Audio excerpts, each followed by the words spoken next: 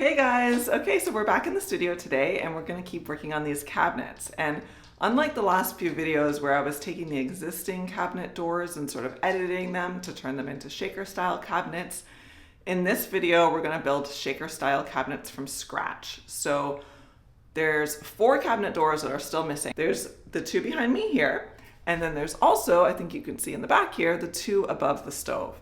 And it's those 2 above the stove that we're going to work on today. So let me take you in closer so you can see what we're working with. Okay, here we are. So these cabinet doors above here, they were always missing. When I bought the house, they just didn't have cabinet doors on there. So what I've done, now I had a look on YouTube to see how can I go about building shaker style doors. And a lot of the videos were kind of complicated in the sense that they would sort of build a perimeter first, and then they would router out the middle, and then they would add an inside panel, and that's kind of a lot. So, well, it's not, to me, that's not so entry level beginner. So in this video, I'm gonna take things back a notch and make it much more simple. So let me show you the materials I got and explain my process on how I'm gonna get these 2 doors built. So let's walk over to my little workshop and I'll show you my materials. And you're actually getting a sneak peek here on a project I'm going to do next, which is building out bifold closet doors for my den. But today, let's stay focused. So I've got this, which is birch plywood, and I'm going to use these as the base for my doors. And then similarly to how I constructed the previous shaker style cabinets, I'm going to use this MDF and construct the frames to turn that birch plywood into shaker style doors. So it should be quite simple, just these 2 materials. I'm gonna do some measuring. So I'm gonna do some measuring and then I'll cut the birch plywood down and then let's go from there. I don't think this is gonna be too difficult. I also bought some hinges, they're black, so I'm gonna spray those gold to match the other hardware that's on the cabinetry. And then I've already got the handles ready as well. So let's start building. So in measuring these cabinets, I'm basically just gonna take the length and the width, and I'm gonna come over a little bit slightly on all of the measurements because I want the cabinet doors to be able to close on this framing here. And if I looked at my other cabinets, that's exactly what they are. They're slightly bigger than the opening. And actually, if you notice the length here, if you look at these, the length is coming to the very bottom of the cabinet base. So you don't wanna make them too short. If I only measured it to say here, they would expose the bottom, and on the rest of my cabinetry, the bottom's not exposed.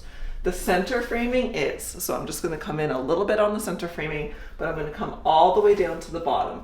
If you look closely at the other cabinets, it's not going all the way to the top. So what I'm really trying to do is match the other cabinets. However, I just noticed that this cabinet base above the fridge, the doors are not quite coming to the bottom. See how they're up a little bit? And I think that that looks quite nice. But the doors on this side, they do reach the bottom. So I guess whoever built this cabinet wasn't paying as much attention to detail. I think what I might do, well, I think I want to just mimic what's over here because I think that that looks nice.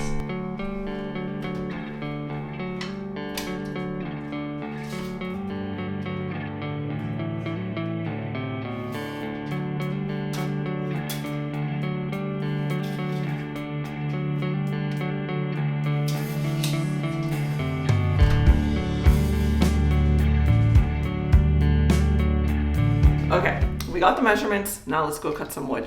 Let me also go get changed because I don't want to get these clothes all dusty. Okay, I got my workshop appropriate clothing on. I'm just bending down so you can see me. And you see this table here? A neighbor was actually throwing it out. They had it at the side of the road. So I picked it up because I think it would be good for my table saw.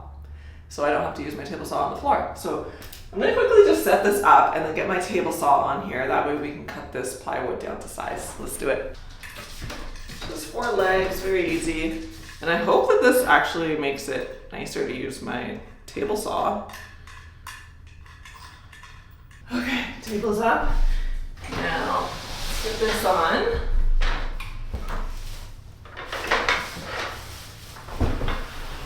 These curtains are definitely a poor choice for in here. They've gotta go. Obviously, they get super dusty from all the wood cutting and everything, but Okay. Let's see how this feels being up high. Probably will feel better than being on the floor, right? Right. Let's transfer the measurements onto this piece of plywood. So my length is 18 inches.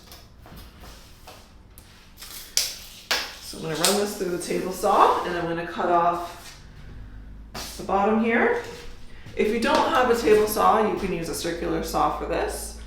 You could even use a jigsaw or a handsaw if needed. Perfect.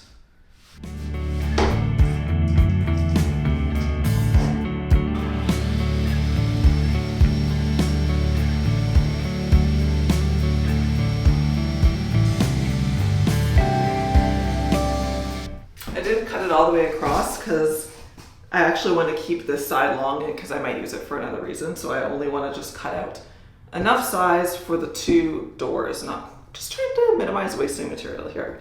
And I think what I'll do, sounds weird with my headphones or with my ear protection. What I'm going to do is cut the other, the width-wise with my circular saw, just to show you how that would be, because not everybody has a table saw. So we got this part cut. Let's keep cutting. We're going to switch over to the circular saw. And by the way, it was awesome having the table saw up on a table. Yay! It's so much better. It was like way nicer to not have to bend over, you know? So yeah, nice free find. So I just cut off some of this excess piece here off camera, and take a look at this. You see that? All the tearing here? I think that's because with this cut, we're not going along with the grain. We're going perpendicular to it. So it's creating this. So I'm going to try taping my cut line here and seeing if that helps with the tear away. So I'll do that, and then I'll show you if that helped at all. This is without any tape. So I'm adding my tape here now to the line, and then what I'll do is I'll just remeasure it and draw the new line on top of the tape. I'm really hoping that this helps make the cut more smooth. So it was 14 inches for me. Right here. Here. Okay. Definitely need a square. If you're doing any cutting with the circular saw and you want it to be a straight line, then you use one of these speed squares, because they have a little ridge here, and you would just hook the ridge on, and then this way you know this is perfect 90 degrees, and your line's not going to start veering diagonally.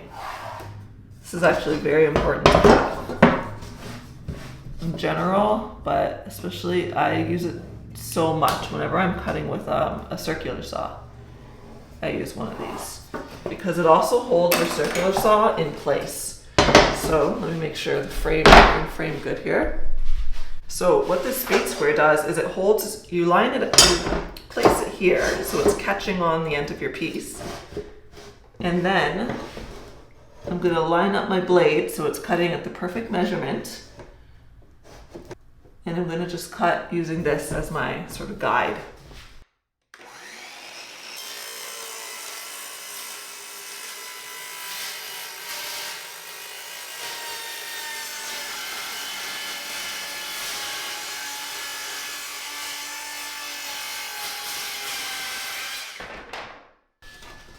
All right.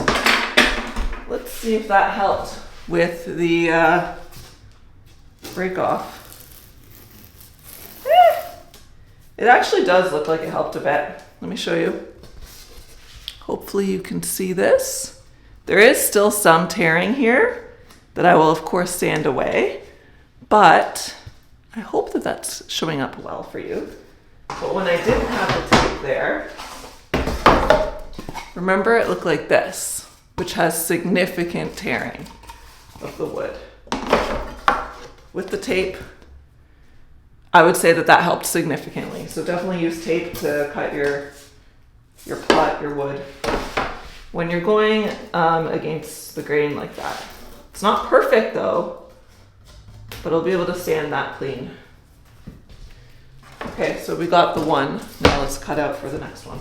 Okay, so now that I got my two base doors, these will form the base of my cabinet. I'm going to sand these down, and then I'm going to start working on the shaker frames that's going to go along the fronts of them.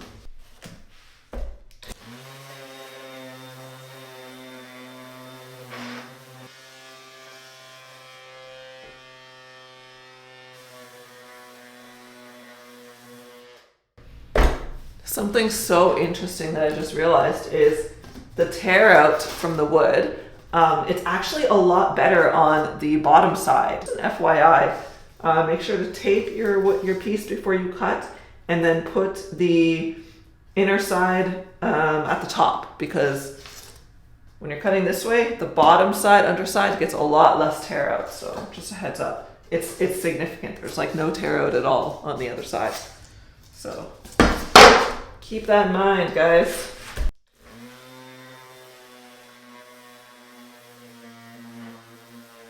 So at this point, I definitely recommend test fitting your cabinet doors on wherever they're going, and just making sure that they're the right size before you go through the trouble of adding all the frames and having to, adjust it at that point in time. So for the frames, I'm using this MDF here, and I'm just going to cut it down to the right width using my table saw. And all of my frames I've constructed doing a width of 3.5 inches. So yeah, I'm going to do that now, and then let's keep going.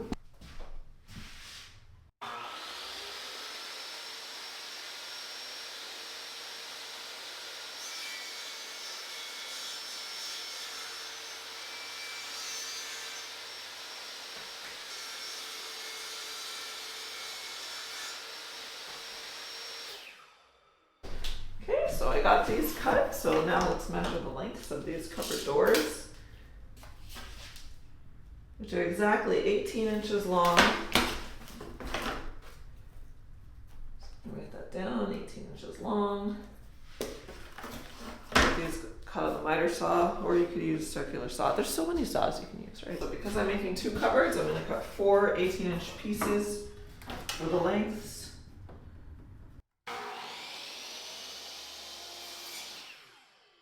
Yeah, I find it's best to just be more like an assembly line and just get all of your cuts the same length done at the same time. Makes it go way faster. And I'm using that first piece as my model now to cut the next piece.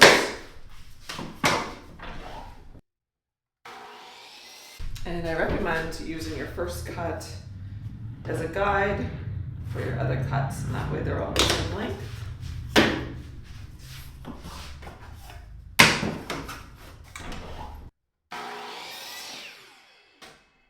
Okay, so now that I've got all my pieces cut, I'm going to attach them to the base using construction adhesive.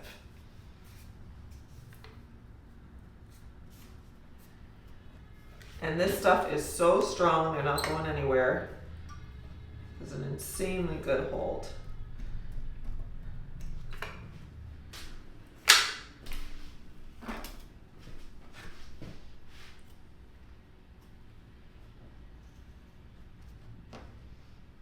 So I first press them on, and then I just make sure they're lined up by feeling along the edge with my finger, just making sure that they're aligned properly. Do that on both sides, and then we'll get the end pieces in, the middle pieces in. Okay, and let's get these last pieces on.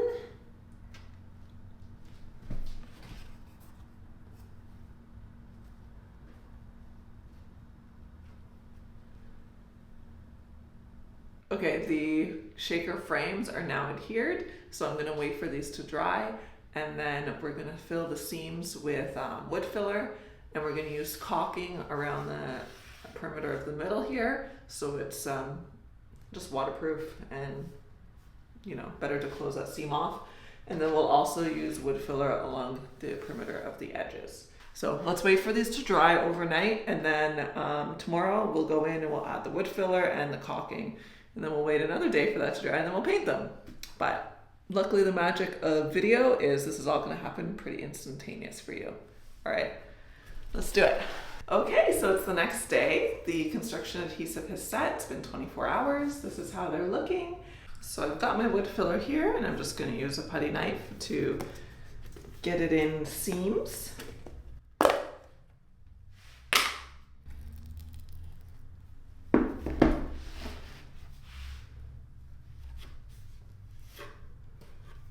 And you want to be sure to wipe away any excess, because whatever excess there is, you're going to have to sand off. But at the same time, don't worry about it because it is easy to sand it off. Because we're filling this seam here, once we sand it and paint it, it's going to look seamless. And for caulking, here's what I'm using.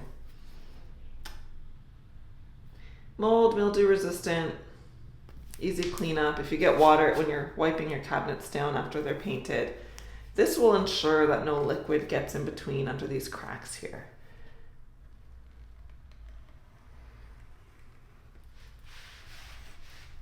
So put it on like this. And then what you're going to do is use your finger and just wipe it down to smooth it out. I'm just using my finger to get the wood filler along the perimeter here. That way there's no more gap between the pieces. Okay, it's the next day and this has all fully cured. So now I'm going to give everything a nice sanding down. And then after that we'll be able to paint. So we're almost there, guys, we're almost there. So let's get sanding.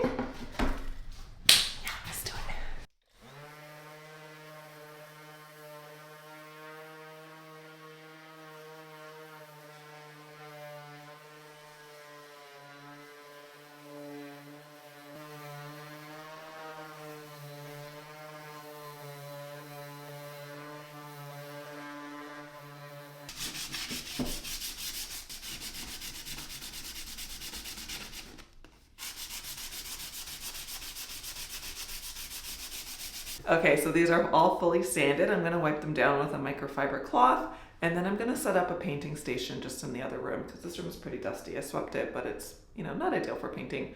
So I'll set up a painting station in the other room there, and then I'll give these guys their first coat. I'm really excited. In terms of installing them, I picked up some hinges on Amazon, so I'm gonna have to spray paint those gold to match the others. They're black right now. And then, yeah, we're almost there. We're almost at the finish line. Let's keep going.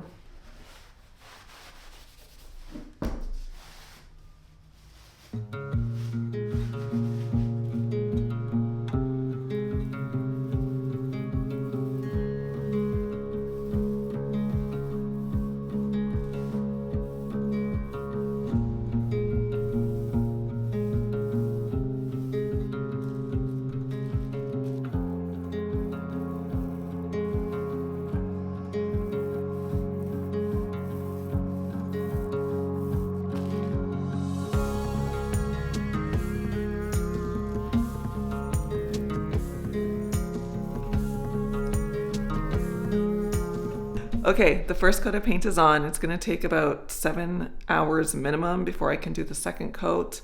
So it's 2 o'clock now. I might not get a chance to do the second coat tonight. If not, I'll do it tomorrow. We're so close. One more day, then I'll have the second coat on. I think these are only gonna need 2 coats, not 3. So that's good. Yeah, I'm gonna spray the hinges gold now, and then tomorrow I'll pop back on and do the second coat, and then we're gonna be done. Very exciting. These are the hinges I got, so because they're black, I'm gonna spray them gold. That way they match the other hardware that I have. And then what I did with the screws is I just sort of screwed them into this piece of cardboard. That way I can spray these as well, because I didn't do that here. So as you can see, the screws are a different color. So now I'm gonna have to brush on the paint there so it matches. So yeah, just a tip if you're doing this. This is what I'm using. It's a metallic vintage gold.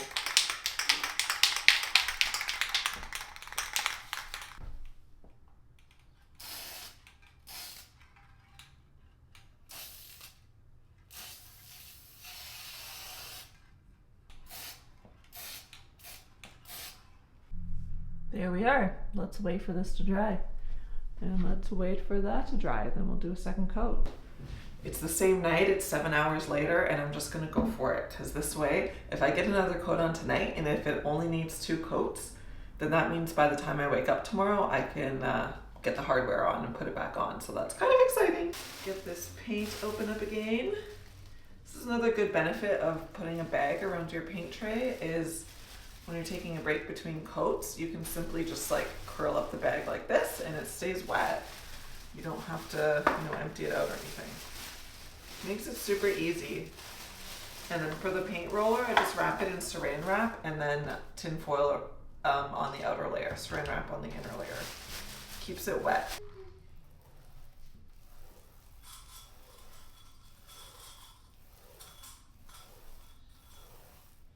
Okay, it's the next day, so 2 coats did the trick. I think we're good for paint, so now I'm gonna attach the hinges. These are them after I sprayed them with the gold spray paint.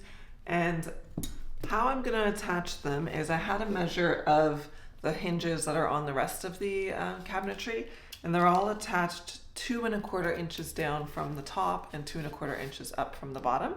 So I'm just gonna do that exact same thing here on these guys. So I'm just measuring 2 1/4 inches from the top and 2 1/4 inches from the bottom, so it matches the existing cabinetry. And then we'll screw them in. Let's do it. Okay, and here it is. They're all finished up and they're mounted. I think that they look pretty good. They blend in well with the rest of the cabinetry. I don't think you'd really notice them at all as being made in post.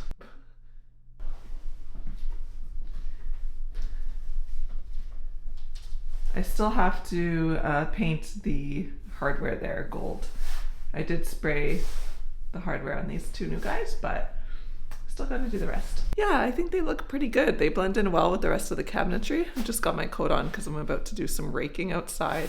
But yeah, I just wanted to pop in and show you the final result of these. I'm happy with them. So all that's left now is to do these guys here. And for these, what I'm gonna do is just build on the existing doors again. But because the doors are missing the centers, it's gonna be a little bit different, but we'll get to that. So for now, I'm just glad that this is done, and now this whole section of the kitchen is complete, minus spraying those hinges there gold. Yeah, that's a wrap. It's so bright. Here we go. That's a wrap. So thank you so much for watching, guys, and I'll see you on the next video. If you're new here, please subscribe, and if you like the video, please hit the like button. Okay, I'll see you on the next one. Have a good rest of your week. Bye.